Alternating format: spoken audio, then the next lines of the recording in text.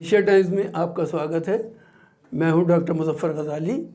आज हमारे साथ ख़ास मेहमान हैं जिनसे हम गुफ्तगू करेंगे हिंदुस्तान की आज़ादी के मुख्तलिफ़ पहलुओं पर, ख़ास तौर से आज़ादी की इस पूरी तहरीक में मुसलमानों का क्या रोल रहा, मुस्लिम उलमा का क्या रोल रहा। इसी पर बात करने के लिए आज हमारे साथ हैं एक ख़ुसूसी मेहमान सैयद उबैदुर्रहमान साहब।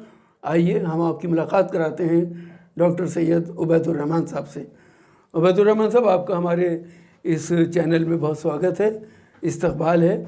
आपने बहुत ही अहम काम किया है, जहाँ तक मैं देख पा रहा हूँ। इंडियन मुस्लिम फ्रीडम फाइटर्स किताब आपकी आई है, दूसरी उलमा का रोल आज़ादी में क्या है, और तीसरा आपने बायोग्राफ़ी मुरतब की है। एक किताब मेरे पास है जो मैं अपने नाज़रीन को दिखाना चाहता हूँ। तो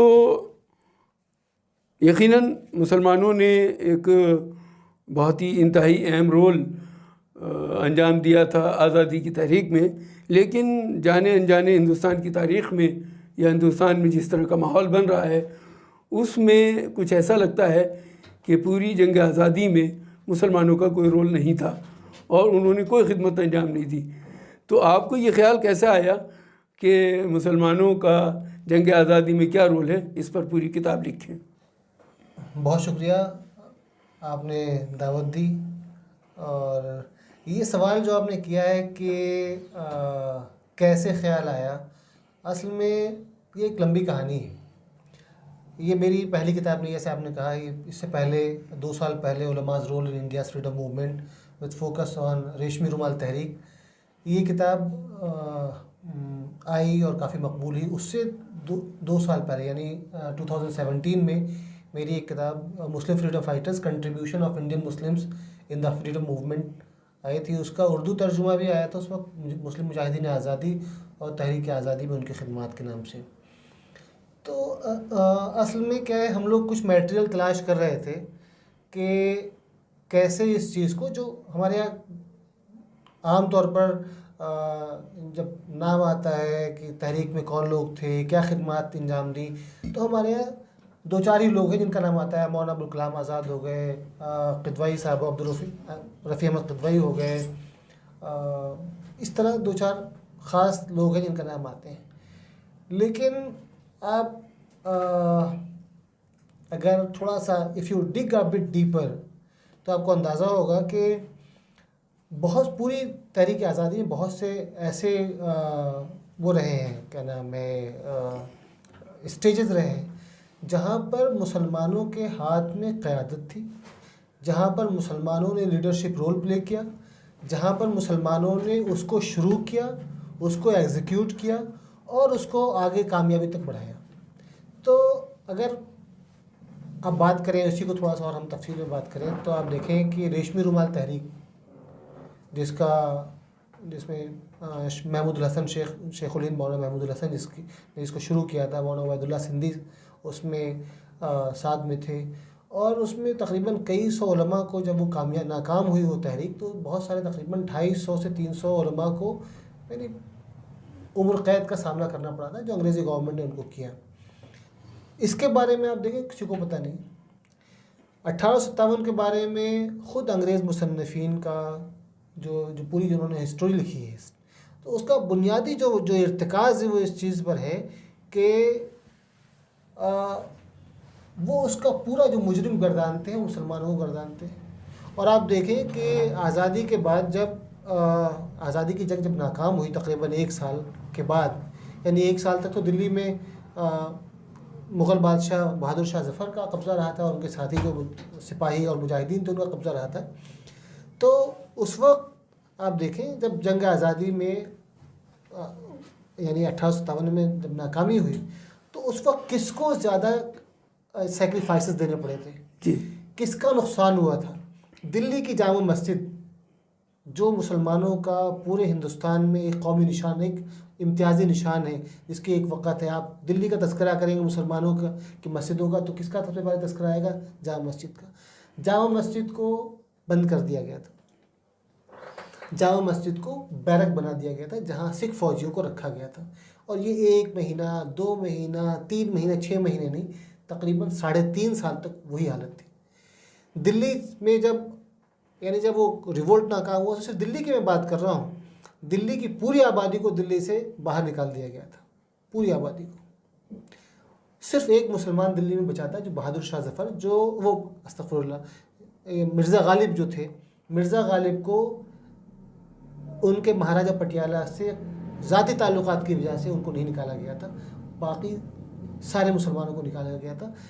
पूरी दिल्ली की जो पूरी पॉपुलेशन थी उसको निकाल दिया गया था, लेकिन 1 साल के अंदर जो मुसलमानों के अलावा दूसरी कौमें थीं, जो दूसरे कम्युनिटीज़ थी, उनको इजाज़त दे दी जाने की, मुसलमानों को 3 साल के बाद।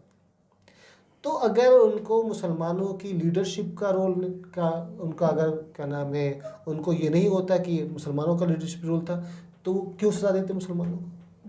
हज़ारों मुस्लिम उलमा को फांसी दी गई जी। तो हमारी कुर्बानी आप देखें, यानी हैरत इस चीज़ पर है कि इस पर जितना लिटरेचर होना चाहिए था, लाइब्रेरी की लाइब्रेरीज भरी होनी चाहिए थी। आप तलाश करें तो मादूद चंद किताबों के आपको नहीं मिलेंगी जो उस पर अच्छी तरीके से रोशनी डालें। जी, जहाँ तक मैं देख रहा हूँ और मेरा मुताला है कि हिंदुस्तान की आज़ादी के 2 फेज़ हैं। पहला फेज़ है 1857, जिसका एक लैंडमार्क कह सकते हैं आप, और दूसरा फेज़ है जो 1900 से शुरू होता है, 1905 से। तो पहले फेज़ में यकीनन जो बात आप कह रहे हैं, मुसलमानों के हाथ में क़यादत थी और मुसलमानों ने पूरी कुर्बानियाँ दी। क्या आपको सेकंड फेज़ में भी ऐसा कुछ दिखाई देता है, जिसकी इब्तिदा बंगाल डिवीज़न से होती है और उस वक्त हिंदू मुसलमानों ने मिलकर एक बहुत बड़ा एजिटेशन किया था पूरे देश में, जिसकी वजह से अंग्रेज़ इतने घबरा गए थे कि उनको न सिर्फ अपना फ़ैसला वापस लेना पड़ा, बल्कि अपने दारुल खिलाफा को कलकत्ता से दिल्ली भी मुंतकिल करना पड़ा। तो इन दोनों फेजेस में क्या मुसलमान सफ़े अव्वल में थे या सिर्फ पहले फेज़ में थे? आपने बंगाल की बात की, तो ना सिर्फ पहले फेज़ में इसको आप कह रहे हैं 1857 की जंग, और उसके बाद दूसरे फेज़ की बात कर रहे हैं। तो मैं आपको बता दूं कि पहले फेज़ में जिस तरह कुर्बानियाँ दी, उसके बाद भी उसकी तरह कुर्बानियाँ दी जी।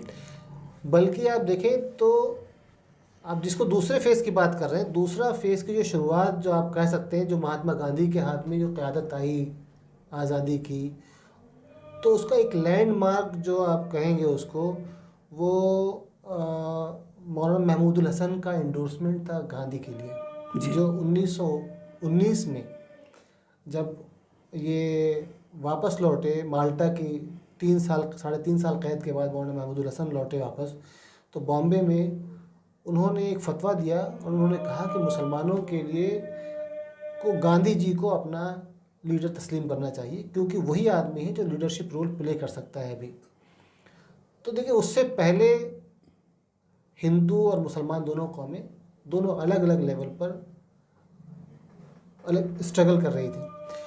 उससे ये हुआ कि गांधी जी जो थे वो undisputed leader of the freedom movement बन गए। ये एक बहुत बड़ी चीज़ है जिसको हमें एक्सेप्ट करना चाहिए। दूसरा जो आप सेकंड जो कह रहे हैं कि उसका जो फेज़ है, आप देखिए इतने फेजेस हैं उसमें, आप किसको वो करेंगे। बंगाल में फ़राइज़ी मूवमेंट एक शुरू हुई थी तहरीक, जिसको दूदू मियाँ ने शुरू किया था, हाजी शरीयतुल्लाह ने जी। वो 1940s में शुरू हुई थी और वो 1840s में शुरू हुई थी, और 1840s के बाद वो तकरीबन काफ़ी दिनों तक, कई साल, दहाइयों तक चली। उन्होंने एक टंडा बरदार फ़ौज बनाई थी, उन्होंने एक किला बनाया, और उन्होंने जो न सिर्फ मुसलमान बल्कि जो गैर मुस्लिम पीजेंट्री भी थी, किसान थे, उनको आज़ादी दिलाने के लिए जो अंग्रेज़ों के वहाँ पर जो वहाँ पर ज़मींदार थे, जो लोग थे, अंग्रेज़ों के साथ मिलकर गरीब किसानों, गरीब चाहे हिंदू हो या मुसलमान हो, उनके ख़िलाफ़ वो जुल्म सितम करते थे, उनको परेशान करते थे। और एक ज़माने में आपको ख़ुद पता होगा, अंदाज़ा होगा कि जो फैमिन हुआ बंगाल में, और उससे जो मौतें हुई और जो डिप्राइवेशन हुआ अंग्रेज़ों के बंगाल पर कब्ज़े के बाद, तो वो एक अलग कहानी है। लेकिन वो फ़राइज़ी मूवमेंट भी एक फ्रीडम मूवमेंट थी, इसको लोगों ने तस्लीम नहीं किया है। उसमें क्या हुआ, उन्होंने एक जो बहुत ही कमज़ोर पीजेंट्री तबका था, जिसमें मुसलमान बहुत आगे थे और हिंदूज़ भी साथ में थे, उस फ़राइज़ी मूवमेंट ने उनको उनके जो राइट्स थे उनको मजबूत करने का काम किया। सैकड़ों लोगों की जानें गई उसमें, 20 साल तक लोग कैद में रहे और जंगें हुई। जो उसमें क्या नाम है, जो पहले जो 1850s में जब उन्होंने पहली बार हमला किया था अंग्रेज़ों ने उस पर, तो उन्होंने उसको डिफीट कर दिया था, ये लोगों को पता नहीं है। उसके बाद एक बड़ी फ़ौज भेजी गई जिसके पास तोपखाना वगैरह सब था, तो फिर वो जो फ़राइज़ी मूवमेंट की जो लीडरशिप थी उन्होंने उनको कैद किया, काफ़ी लोग उसमें वो हुए। फिर एक और जो मैं ये जानना चाहता हूँ हमारे, मैं एक और एक चीज़ जिसके बारे में बहुत कम लोग जानते हैं, वो ये कि 1920 और 21 में सिर्फ मुसलमानों ने एक रिवोल्ट किया था हिंदुस्तान के साउथ इंडिया के इलाके में जी, जिसका नाम मोपला मूवमेंट, हाँ मोपला अपराइजिंग है या मालाबार अपराइजिंग। जी, उसमें भी हज़ारों लोग शहीद हुए थे। कौन थे वो? मोपला सारी मुस्लिम कम्युनिटी है जी। तो मुसलमानों ने हर फेज़ में लीडरशिप रोल प्ले किया है। उसके फाउंडेशन में, उसको लीड करने में, कुर्बानियाँ देने में मुसलमान कभी पीछे नहीं रहे।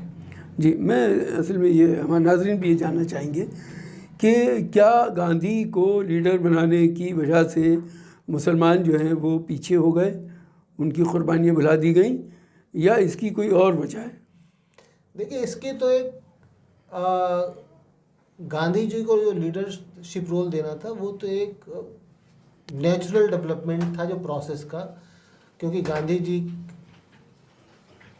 ने जो तपस्या की थी, जो मुल्क के लिए कुर्बानी दी थी, जो उन्होंने चैलेंजेस कबूल किए, और मुसलमान उलमा और मुसलमान स्कॉलर्स और मुसलमान जो लीडरशिप रोल थी उस ज़माने में हिंदुस्तान में, वो कन्विंस थे कि गांधी जी हमारे कंट्री के नेचुरल लीडर हैं।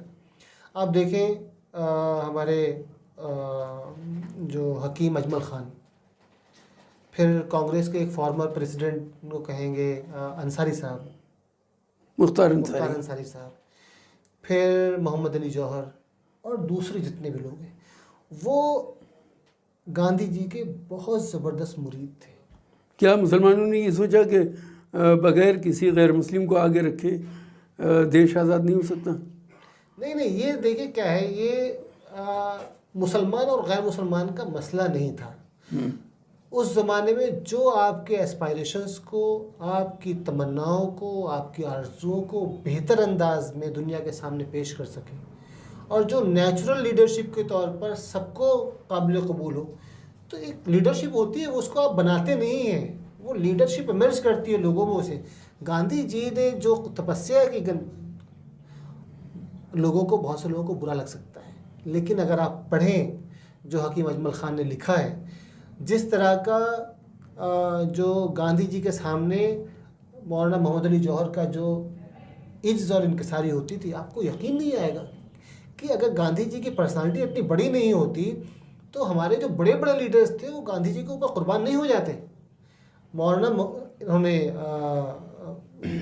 अब्दुल माजिद दरियाबादी ने जो उनकी मोहम्मद अली जौहर की सवाने हयात लिखी है, उसमें कहा है कि जब वो लखनऊ एक बार प्रोग्राम में गए, एक मीटिंग थी बहुत बड़ी, तो उसमें लोगों को इस तरह हटा रहे थे मोहम्मद अली जौहर जैसे वो खादिम हो और वो गांधी मखदूम हो। तो हमारे, क्योंकि वो नेचुरल लीडर थे और अगर उनको इज़्ज़त नहीं देते हमारे लीडर, हमारे जो मुस्लिम अकाबरीन, तो फिर मुस्लिम जो अवाम में तो उनकी लीडरशिप क्लियर नहीं होती। तो उन्होंने बहुत इज़्ज़त दी, बहुत एहतराम दिया, अपने आप को भूल के। अबैदुर रहमान साहब, आपने हिस्ट्री पर काम किया है, मैं ये समझना चाहूँगा कि हिस्ट्री तो एक ही होती है, लेकिन हिंदुस्तान में अंग्रेज़ों ने हिस्ट्री को 3 हिस्सों में डिवाइड किया। एक कदीम हिस्ट्री उन्होंने उसको नाम दिया, दूसरी मॉडर्न हिस्ट्री कहा, और तीसरी जो है वो मुग़ल डायनेस्टी को उन्होंने उसमें, या मुस्लिम जो है उसको उसमें डाला। इस तरह 3 हिस्सों में बांट दिया उसको। तो ये क्या समाज को बांटने की वजह से ऐसा किया गया, या हिस्ट्री वाक़तन इसी तरह लिखी जानी चाहिए? देखिए, एक तो जो एंशियंट हिस्ट्री है उसके बारे में, जो 1000 साल से पहले जो हिस्ट्री है उसको एंशियंट हिस्ट्री कहते हैं। और ये सिर्फ हमारे यहाँ नहीं, यूरोप में भी जो हिस्ट्री है उसके 3 जो चैप्टर्स हैं वहाँ पर तकरीबन इसी तरह होता है वहाँ पर। मिडिवल, मॉडर्न, एंशियंट, मिडाइवल और मॉडर्न हिस्ट्री। मॉडर्न। तो हमारे यहाँ जो मिडाइवल हिस्ट्री है उसमें सिर्फ मुसलमान नहीं है, क्योंकि 1000 साल 1000 BC से वो क्या नाम है AD से लेकर 18th सेंचुरी तक जो है वो उसमें सिर्फ मुसलमान नहीं थे। मुसलमान तो जो हिंदुस्तान में आप देखें जिसको कहा जाता है जो मुस्लिम पीरियड, वो 13th सेंचुरी से शुरू होता है, या बल्कि आप बहुत ज़्यादा उसको पीछे ले जाएंगे तो 12th सेंचुरी से शुरू होता है कि मुसलमान जो एज अ रूलिंग वो आप डिस्पेंसेशन के तौर पर सामने आए। तो मुझे उसमें कोई अजीब चीज़ नहीं लगती। अंग्रेज़ों ने वाक़तन इसको जो मिडाइवल और मॉडर्न जो कहा वो सेग्रीगेट करने के लिए कहा, इसमें दो राय नहीं है। लेकिन हिस्टोरियंस इसको पहले से भी जहाँ भी आप देखेंगे तो इसी तरह का डिवीज़न है। हमारी ये गलती ये है कि हमने जो अपनी अकम्पलिशमेंट्स थी, हमारी जो अचीवमेंट्स थी, उसको बिल्कुल दरकिनार कर दिया। आप देखें लोग समझते हैं कि 1707 में जब औरंगज़ेब की हुकूमत ख़त्म हुई तो मुग़ल डायनेस्टी ख़त्म हो गई हिंदुस्तान से। क्या ये सही है? उसके पूरे 150 साल तक मुग़ल डायनेस्टी हिंदुस्तान में बाकी रही, चाहे वो 19वीं सदी के शुरू से वो नेम सेक हो गई हो, लेकिन उसको लोग इज़्ज़त देते थे। आप कहें यानी जो निज़ाम की हुकूमत थी वो भी अपने आप को कहते थे कि हमारी जो सारी अथॉरिटी है, क्यों? क्योंकि हमें जो है वो उन्होंने इजाज़त दिया हुकूमत करने की। टीपू सुल्तान के बाप हैदर अली को भी जी उनके पास भी मुग़ल अथॉरिटी थी। कर्नाटक के जो सुल्तान थे उनके पास भी होती। सिर्फ वही नहीं जो बल्कि जो हिंदू रियासतें थी नॉर्थ में, उनके पास भी मुग़लों की अथॉरिटी होती, उसी से वो रूल करते थे जी। तो हमने अपनी जो हिस्ट्री थी जिसको सामने जिस तरह सामने लाना चाहिए था, वो मुसलमानों ने एक इनजस्टिस किया और उसके साथ नाइंसाफ़ी की मुसलमानों ने खुद कि अपनी हिस्ट्री को भुला दिया। और दूसरी चीज़ ये है कि आप दूसरों से तवक्को नहीं कर सकते कि वो आपकी हिस्ट्री के बारे में लिखेंगे, आपको हाईलाइट में लाएंगे और आपको वो स्पेस देंगे जो स्पेस नेचुरली आपको मिलनी चाहिए। तो स्पेस तो आपको खुद अपने हाथ से ग्रैब करनी पड़ती है जी। आपको छीनना, अपना हिस्सा आपको खुद लेना पड़ता है।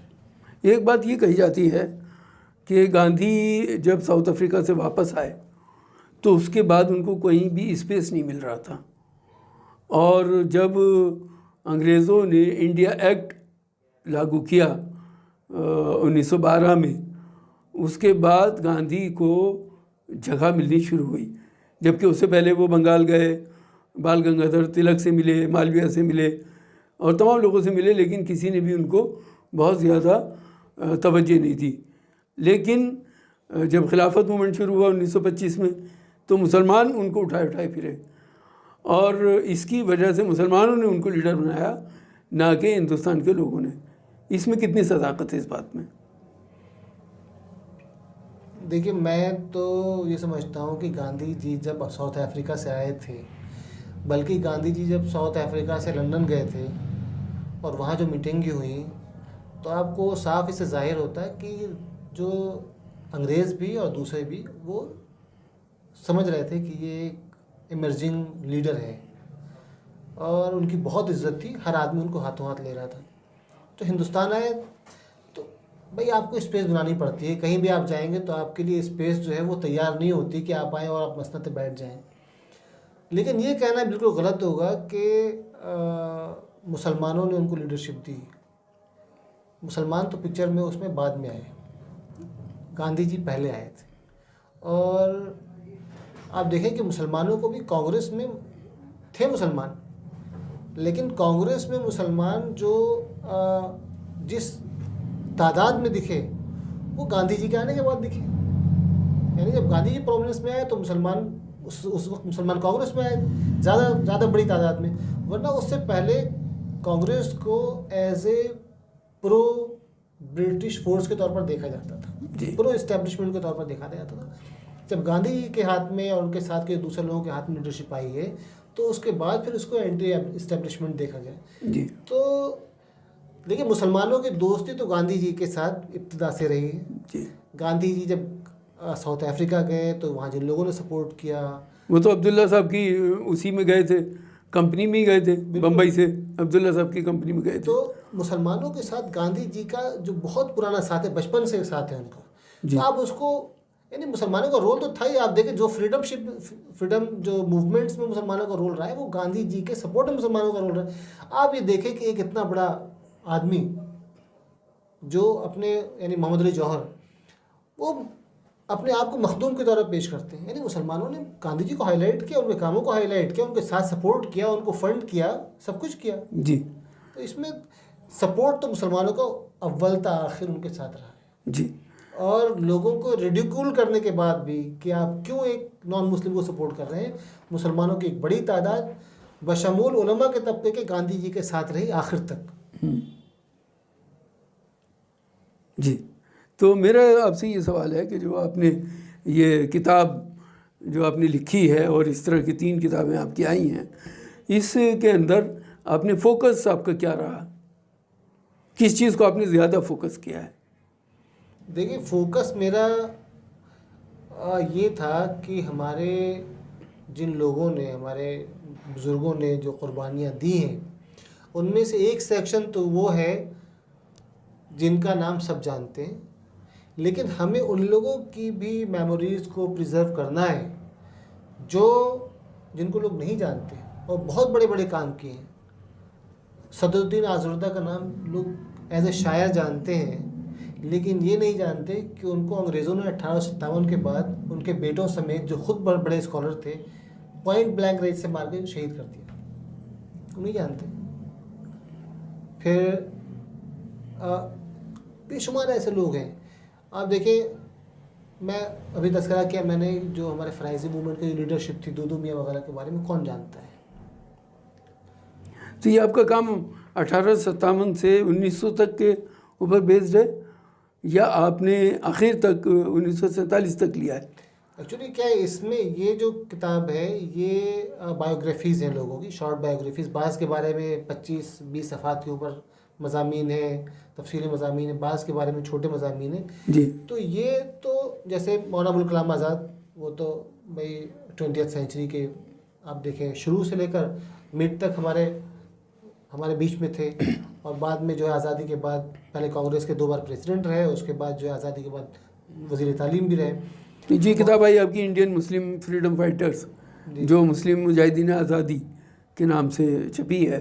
तो इसमें भी बायोग्राफीज़ हैं लोगों की या इसमें पूरी हिस्ट्री बयान करने की कोशिश की है आपने? नहीं, मैं आपको जो कहने जा रहा था वो ये कि उलमाज़ role in India's freedom movement, वो एक्चुअली तहरीकात के बारे में है। वो अलग अलग तहरीकात के बारे में, उसमें फ़राइज़ी मूवमेंट के बारे में, उसमें सैयद अहमद शहीद की तहरीक जिहाद के बारे में, उसमें रेशमी रुमाल तहरीक के बारे में तकरीबन 120 पेज का पेपर है। तो वो तहरीकात के बारे में, ये अफराद के बारे में है। और अफराद का उसमें मैंने कोशिश की है कि हमारे जिन बुज़ुर्गों ने किसी ख़ास कॉज के लिए, जैसे जामिया के बारे में जिन लोगों ने किया, तो उनका उस बैकग्राउंड में किया। मौलाना आज़ाद के बारे में, लीडरशिप के बारे में, तो मौलाना के आज़ाद के लीडरशिप का जो रोल था उस ज़माने में, कि कैसे लीडरशिप संभाली और उसका क्या इम्पैक्ट रहा हमारे ऊपर, उसको हमने डिस्कस करने की कोशिश की। इसी तरह जिन लोगों की कुर्बानियाँ किसी ख़ास बैकग्राउंड और स्पेसिफिक काम थे, तो उन स्पेसिफिक कामों को उजागर करने की कोशिश की गई। जी, आप क्या इसमें तीनों किताबों में आप क्या ख़ास बात महसूस हुई कि जो हमारे जो दर्शक हैं वो देख करके ये महसूस करें कि किताबें उनको पढ़ना चाहिए? क्या ऐसी बात है, क्या स्पार्किंग चीज़ है कि जो आपकी किताबों की तरफ लोगों को मुतवज्जे करें? देखिए, सबसे अहम बात तो ये है कि जो वो कौम जो है बाकी नहीं रह सकती जो अपनी हिस्ट्री को भूल जाए। हमें अपनी हिस्ट्री को प्रिजर्व करना चाहिए, उसको याद रखना चाहिए। जिन लोगों ने कुर्बानियाँ दी, उनकी कुर्बानी को याद करना चाहिए, उनको सेलिब्रेट करना चाहिए। हमने क्या किया कि हम अपने बुज़ुर्गों को भूल गए। तो आज क्या होता है, जब बात होती है कि भाई उसकी ये कुर्बानी है, इसकी ये कुर्बानी है, इसने ये किया, मुसलमानों ने तो कुछ नहीं किया, वो तो पाकिस्तान ले गए, होता है। बिल्कुल। तो हम उस वक्त जो है उस जोर से नहीं कह सकते कि भाई हमारे बगैर तो तहरीक आज़ादी चल नहीं सकती। तहरीक आज़ादी की बुनियाद मुसलमानों ने रखी, उसको लीड किया, उसको गाइड किया, उसको प्रिजर्व किया और उसके लिए सब कुछ अपना कुर्बान कर दिया। आप देखें कि जब 1857 में जब इलाहाबाद पर में रिवोल्ट हुआ अंग्रेज़ों के खिलाफ, तो कौन लीडर था? मौलवी लियाकत अली लीडर थे। उनको बहादुर शाह जफ़र ने उनको फरमानामा भेजा कि उनको वहाँ के गवर्नर बना दिया। लखनऊ में, सीतापुर में और पूरे आप अवध में जो लीडरशिप रोल था वो किसका था? मुस्लिम्स का था। मुस्लिम्स का रोल था। बल्कि एक खातून थी हमारी बेगम हजरत महल जी। दूसरे बहुत बड़े लीडर थे वो अहमदुल्ला शाह फैजाबादी जी। फिर आप देखें बरेली में जो हुआ खान बहादुर खान जो थे वहाँ पर उनका वो था, उन्होंने रोहेला जो रूलर थे। तो हमारी जो कुर्बानी है अगर आप भूल जाएंगे तो आप हर जगह नक्कू बनेंगे। आपको लोग चाहेंगे तो आपको प्रोवोक करने की कोशिश करेंगे, आपका मजाक उड़ाने की कोशिश। हमारी तो कुर्बानी ऐसी कि आप सुनहरे हल्फों से लिखें उसको और दुनिया को दिखाएं और लोग जो है वो यानी वो कहेंगे यार इसके बगैर तो हो ही नहीं सकता था। कुर्बानी हमारी ऐसी है। लेकिन हमारे साथ मसला ये हुआ कि चूंकि हमने प्रिजर्व नहीं किया, याद नहीं रखा, सेलिब्रेट नहीं किया। आप एक आध लोगों को सेलिब्रेट करते हैं। मैं ये कह रहा हूँ कि मैं आपको बता दूँ कि मैं एक दिन में 10-10 लोगों का नाम बता सकता हूँ जिनके नाम पर रोज़ाना प्रोग्राम हो सकते हैं। साल के 365 दिन जी। एक आदमी नहीं, 10 मुजाहिदीन आ सकते। आप देखें किस शहर में ऐसा नहीं था कि सूली पर मुसलमानों की लाश, उलमा की लाशें नहीं लटकी हूँ, आम लोगों की लाशें नहीं लटकी हूँ। नवाब आप देखें, नवाब जिनके पास बड़ी बड़ी एस्टेट होती थी, उन्होंने अपनी एस्टेट्स कुर्बान कर दी। बहादुर शाह जफ़र ने अपने पूरी बल्कि डायनेस्टी को ख़त्म कर दिया उसने इसके लिए। जी। हम लोग पूछते हैं हमसे मुसलमानों ने क्या किया? आप बताइए कोई दूसरी ऐसी डायनेस्टी रही होगी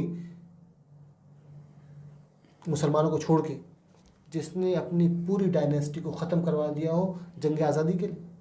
और सिर्फ बहादुर शाह जफ़र नहीं थे। आप देखें ये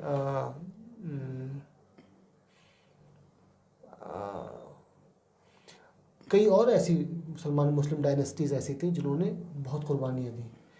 ये फ़र्रुखाबाद के नवाब, मेरे जहन में नहीं आ रहा था, फ़र्रुखाबाद के नवाब को 1857 में बांध के यहाँ से सूरत तक पैदल ले जाया गया।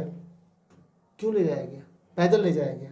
और जो कर्नल उनको ले गया था, जो लीड कर रहा था, वो ये कह रहा था कि यार तुमने क्या किया जो तुम्हारे साथ ऐसा हो रहा है?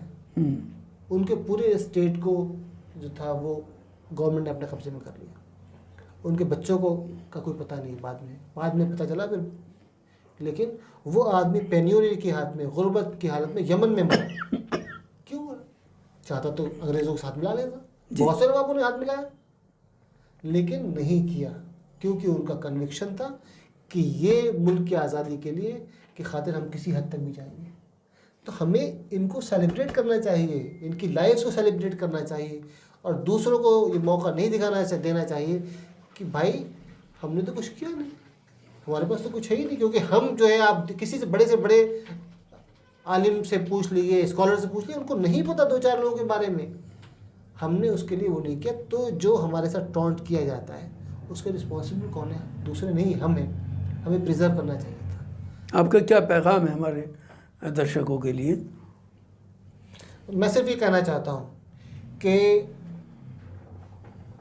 अपने बुज़ुर्गों को याद कीजिए, बुज़ुर्गों की कुर्बानी याद कीजिए, उनको सेलिब्रेट कीजिए जैसे हम दूसरे लीडर्स को सेलिब्रेट करते हैं। उनको अपनी डेली लाइफ का हिस्सा बनाएं, उनको अपने करिकुलम का हिस्सा बनाएं। हम उनके बारे में किताबें रखें, अपने बच्चों को दें ताकि हमारे जो फ्यूचर जनरेशन्स हैं वो भी उनको याद रखें। आबा की कुर्बानी को फरामोश नहीं करना चाहिए, ख़ास तौर पर ऐसे कंट्री में और ऐसे बैकग्राउंड में जहाँ पर आपकी एफिलिएशन के बारे में शुबा किया जाता है। ना हम मुल्क के साथ कोई गद्दारी कर रहे हैं, ना हमारे आबा ने गद्दारी की थी। आबा ने भी कुर्बानी दी थी मुल्क के लिए, हम भी कुर्बानी देने को तैयार हैं। और इस बारे में हमारे बच्चों में, हमारे फ्यूचर जनरेशन में एक गर्व का माहौल होना चाहिए, एक गर्व की फीलिंग होनी चाहिए, प्राइड की फीलिंग होनी चाहिए। ये थे हमारे साथ सैयद उबैदुर्रहमान साहब, जिनका कहना है कि हिंदुस्तान का कोई शहर ऐसा नहीं है जहाँ के लोगों ने इस जंग आज़ादी में अपना रोल प्ले न किया हो, अपना हिस्सा अदा न किया हो। तो क्यों ना हम तमाम शहर के लोग, तमाम इलाके के लोग अपने इलाके के मुजाहिदीन आज़ादी को याद करें और उनके नाम को, उनके दिन को सेलिब्रेट करें। जिस तरह हिंदुस्तान में एक शहर ऐसा है जिसको हम शाहजहाँपुर कहते हैं, जहाँ अशफाकुल्ला खां, राम कुमार बिस्मिल, इनको याद किया जाता है। वहाँ 4 ऐसे लोग थे जो काकोरी कांड में शामिल थे और उनको उस शहर के लोग हमेशा याद करते हैं। तो क्यों ना और दूसरे शहरों के लोग भी इसी तरह अपने शहर के मुजाहिदीन आज़ादी को याद करें। आपका हमारे साथ बात करने के लिए बहुत बहुत शुक्रिया। हम इस तरह के प्रोग्राम आगे भी करते रहेंगे। बने रहिए हमारे साथ। बहुत बहुत शुक्रिया।